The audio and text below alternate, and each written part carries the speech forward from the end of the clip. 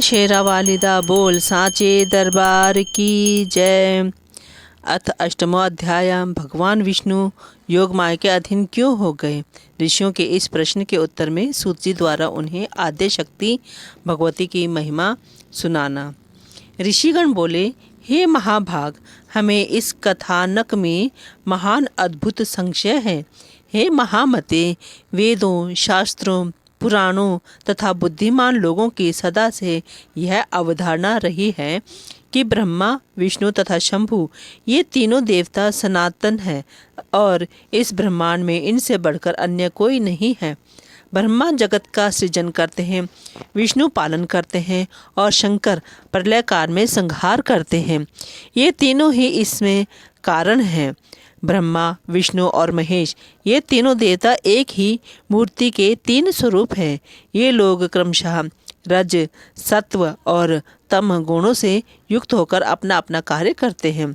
उन तीनों में माधव, पुरुषोत्तम, आदिदेव जगन्नाथ श्री हरि श्रेष्ठ हैं और वे सभी कार्य संपादित करने में समर्थ हैं।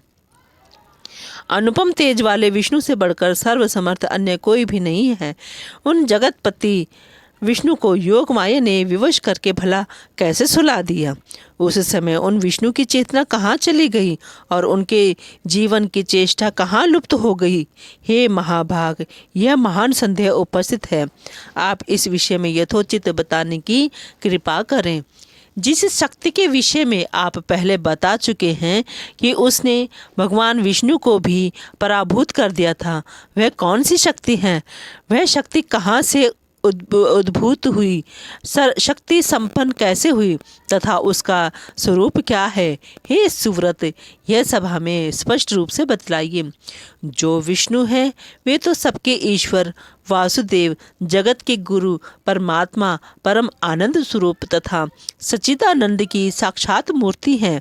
सब कुछ करने में समर्थ, सबका पालन करने वाले, सभी चराचर का सृजन करने वाले, रजोगुण से रहित, सर्वव्यापी और पवित्र हैं।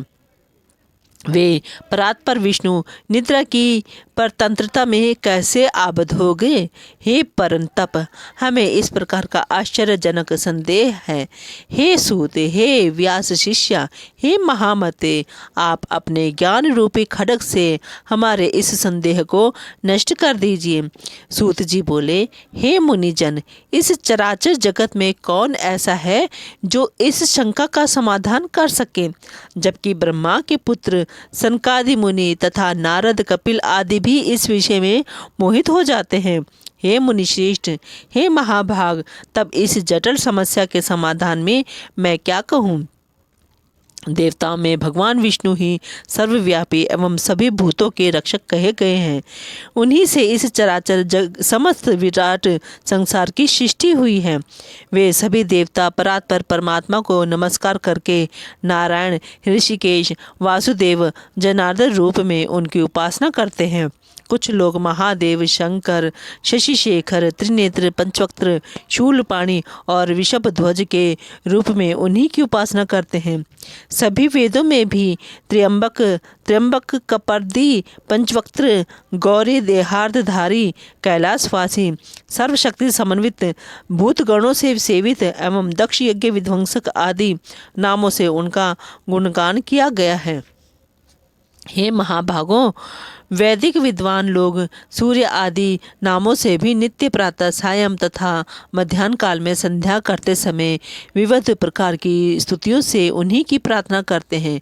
सभी वेदों में सूर्योपासना श्रेष्ठ कही गई है तथा उन महात्मा का नाम परमात्मा कहा गया है। वेदों में सर्वत्र वेदज्ञों द्वारा अग्निदेव की भी स्तुति की गई है। वहाँ त्रिलोकेश, इंद्र, वरुण तथा अन्य देवताओं की भी स्तुति की गई है। जिस प्रकार गंगा अनेक धाराओं में विद्यमान रहकर प्रवाहित होती है, उसी प्रकार महर्षियों द्वारा भगवान विष्णु सभी देवताओं में विद्यमान बताए गए हैं। सभी मनीषी विद्वानों ने 3 प्रकार के मुख्य प्रमाण बताए हैं: प्रत्यक्ष, अनुमान और तीसरा शब्द प्रमाण।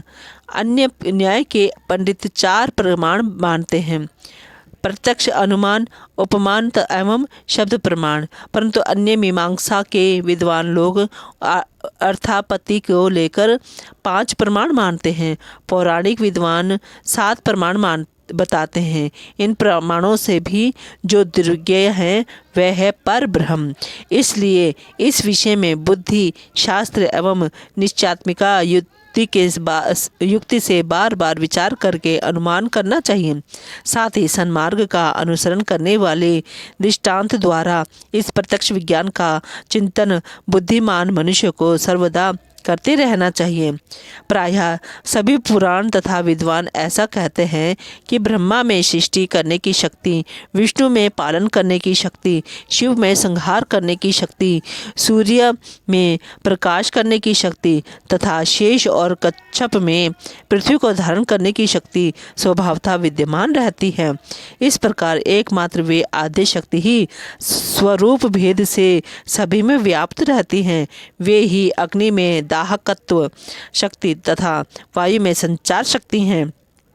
कुंडली शक्ति के बिना शिव भी शव बन जाते हैं। विद्वान लोग शक्तिहीन जीव को निर्जीव एवं असमर्थ कहते हैं। अतएव हे मुनिजनों, ब्रह्मा से लेकर तृण पर्यंत सभी पदार्थ इस संसार में शक्ति के बिना सर्वथा हेय है, क्योंकि स्थावर जगत सभी जीवों में वह शक्ति ही काम करती है। यहाँ तक कि शक्तिहीन पुरुष शत्रु पर विजय होने, चलने फिरने तथा भोजन करने में भी सर्वथा असमर्थ रहता है। वह समर्थ व्याप्त रहने वाली आदि शक्ति ही ब्रह्म कहलाती है। बुद्धिमान मनुष्य को चाहिए कि वह अनेक प्रकार के यत्नों द्वारा सम्यक रूप से उसकी उपासना करे तथा उसका चिंतन करे। भगवान विष्णु में सात्विकी शक्ति रहती है, जिसके बिना वे अकर्मण्य हो जाते हैं। ब्रह्मा में राजसी शक्ति है, वे भी शक्तिहीन होकर शिष्ट कार्य नहीं कर सकते।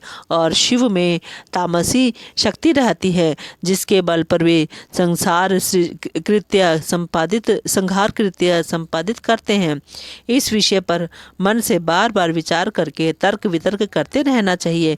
शक्ति ही संपूर्ण ब्रह्मांड की रचना करती है, सबका पालन करती है और इच्छा अनुसार इस चराचर जगत का संहार करती है। उसके बिना विष्णु, शिव, इंद्र, ब्रह्मा, अग्नि, सूर्य और वरुण कोई भी अपने अपने कार्य में किसी प्रकार भी समर्थ नहीं हो सकते। वे देवगण शक्तियुक्त होने पर ही अपने अपने कार्यों को संपादित करते रहते हैं। प्रत्येक कार्य कारण में वही शक्ति प्रत्यक्ष दृष्टिगोचर होती है।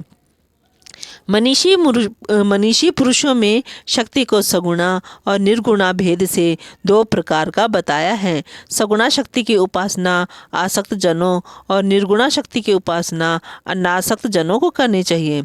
धर्म, अर्थ, काम और मोक्ष, इन चारों पदार्थों की स्वामिनी वे ही निर्विकार शक्ति हैं। विधिवत पूजा करने से वे सब प्रकार के मनोरथ पूर्ण करती हैं। सदा माया से घिरे हुए अज्ञानी लोग उस महाशक्ति को जान नहीं पाते। यहाँ तक कि कुछ विद्वान पुरुष उन्हें जानते हुए भी दूसरों को भ्रम में डालते हैं। कुछ मंदबुद्धि पंडित अपने उदर की पूर्ति के लिए कली से प्रेरित होकर अनेक प्रकार के पाखंड करते हैं। हे महाभागो, इस कली में बहुत प्रकार के अवैधिक तथा भेदमूलक धर्म उत्पन्न होते हैं, दूसरे युगों में नहीं होते। स्वयं भगवान विष्णु भी अनेक वर्षों तक कठोर तप करते हैं और ब्रह्मा तथा शिवजी भी ऐसा ही करते हैं। ये तीनों देवता निश्चित ही किसी का ध्यान करते हुए कठिन तपस्या करते रहते हैं। इसी प्रकार अपनी इच्छाओं की पूर्ति के लिए ब्रह्मा, विष्णु, महेश ये तीनों ही देवता अनेक प्रकार के यज्ञ सदा करते हैं। वे उन पराशक्ति ब्रह्म नाम वाली परमात्मिका देवी को नित्य एवं सनातन मानकर सर्वदा मन से उन्हीं का ध्यान करते हैं। हे मुनिश्रेष्ठ, सब शास्त्रों का यही निश्चय जानना चाहिए कि दृढ़ निश्चयी विद्वानों के द्वारा वे आदि शक्ति ही सदा सेवनीय हैं।